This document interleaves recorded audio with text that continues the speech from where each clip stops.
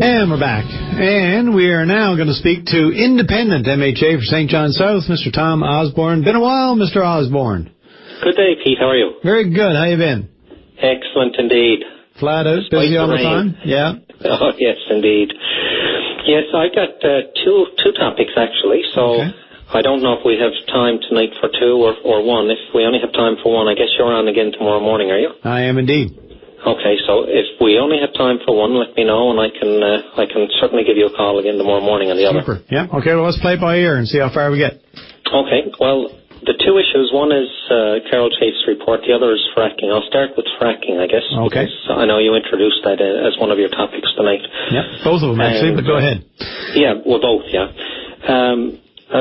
Obviously, I believe government have a.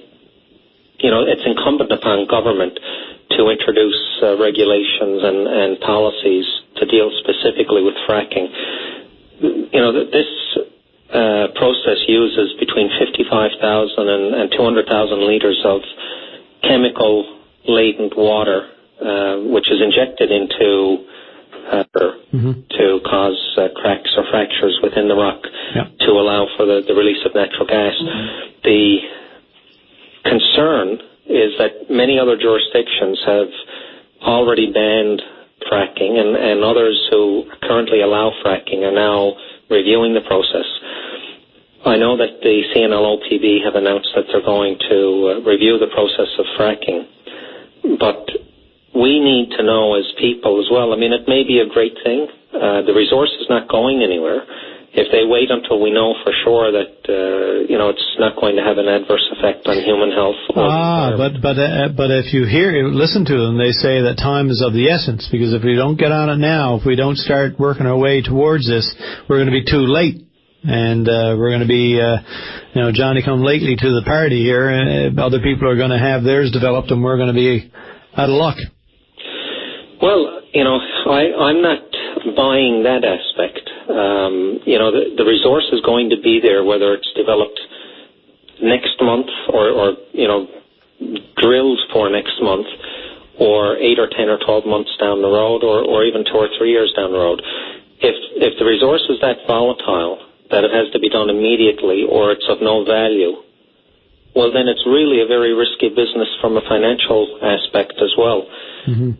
The people of the province have a right to know whether or not the wastewater and chemicals that's pumped into the wells will be fully recovered. We have a right to know what will happen with the waste once it's recovered, if it's fully recovered or even partially recovered. How will the waste be transported? How will it be treated and disposed of? These are all questions that we have a right to know, and if we're going to develop our resources for the good of the people, they truly should be for the good of the people and the good of the environment, which is for the good of the people for future generations. And that's why I'm saying that it is incumbent on the provincial government. They need to develop regulations and guidelines that specifically deal with fracking and the waste generated from that process. How does it work? The CNLOPB is now looking at the regulations, and et cetera. But clearly it's already occurred in the country, so the federal government is presumably on board with hydraulic fracturing. Does the province just then decide whether or not it's going to allow it within its jurisdiction? I mean, I don't understand exactly all the players and what exactly is the process and the line, I suppose, that the... Be up to the province. It's up to each provincial jurisdiction to determine whether or not any type of development within their jurisdiction. But we hear that some of it may already have happened. Is that possible, that some fracking could have already taken place in this province? I've heard that as well, but I mean, if it has, the general public as a whole has not been informed of that, and with such a controversial issue, shame on government if the general public haven't been informed and properly informed that it's been going ahead. I don't know for sure whether it has or not, but I mean, there is talk that some fracking has already taken place. Mm-hmm.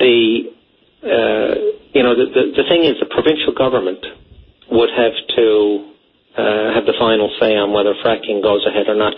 Scott Vaughan, the Federal Environment Commissioner, has raised concerns in his most recent report, not only in this province or pertaining to this province, but across the country. And those concerns are based on concerns that are raised in other jurisdictions, and rightfully so. I've got a great deal of respect for Scott Vaughan. I think the report, I've read his report, and I think he did a great job on the report.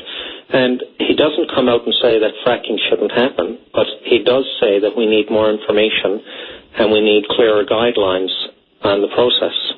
What do you think of, what do you make of the fact that this company, Shoal Point Energy, has all this equipment on its way up from Houston? Well, prior to the implementation of guidelines and regulations dealing specifically with fracking, prior to the CNLOPB coming out and, with their review, it's probably a little premature. But they're not going to spend that kind of money without some indication, without some guarantee from somebody that they're not wasting it. They must have pretty good... Yeah, undoubtedly. I mean, they must be given a green light of some sort from the provincial government, but it's premature for the provincial government to allow that to happen and to allow them to spend their money without ensuring that the proper regulations and guidelines are in place and without studying what's happening in other jurisdictions. Now, they may very well have studied what's happened in other jurisdictions, but the general public hasn't gotten an indication from the provincial government that those regulations are in place or that the policies and guidelines are in place or that we know how we're going to deal with waste and how it's going to be transported and, whether or not emergency response companies and agencies are able to deal with an accident should an accident occur during the transportation of this wastewater. Tom, we're going to have to leave the other topic for tomorrow morning. If you can call in then, that'd be great. But I do have just enough time to ask you if you have any further headway made in your decision about what to do, if you're going to stay independent for a while or until the next election, or have you gotten any ground covered on this whole issue about what you do? Well, certainly going to stay independent for the next little while, for sure. I haven't yet sent out my newsletter to constituents asking for feedback, and primarily because of, I deliver a large number of those personally, and some of my volunteers and district association also help with the delivery of those. And, I have to send out a thank you to my district association as well. All members of my district association, with the exception of one, followed me from the PC party. Really? Yep. Wow, that is a coup, my friend. That is well done. That I was not aware of that. I was wondering about that because clearly you find out where their loyalty lies, and obviously it's with you.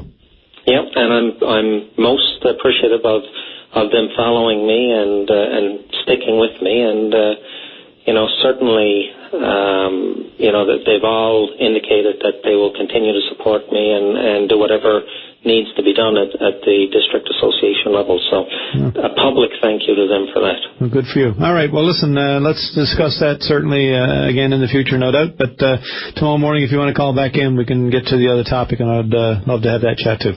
Absolutely. Well, it's a very important topic and a very timely topic. So I will touch base tomorrow morning, Pete. All right, sir. Looking forward to it.